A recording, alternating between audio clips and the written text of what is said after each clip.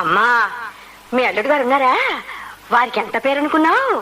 గోపాలకృష్ణుడు వేషం కడితే సాక్షాత్తు ఆ కృష్ణ పరమాత్మ ఊడిపడ్డట్టే ఉంటారే. అలాగా?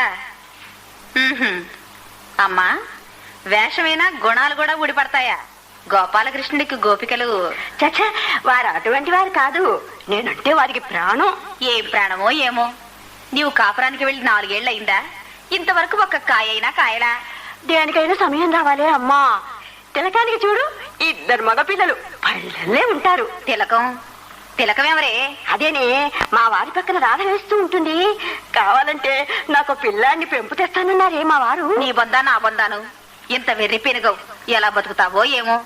అమ్మా, నీ మెళ్ళోకి కొత్త గొలుసు చేయించుకున్నావు కదా, అదెవరికే? ఏమిటా ప్రశ్న? ఎవరికేమిటి? నాకే. బాగుందే అమ్మా, అది నీ తర్వాత నాకు ఇవ్వవు? పండగ పుట్ట అవేం మాటలే.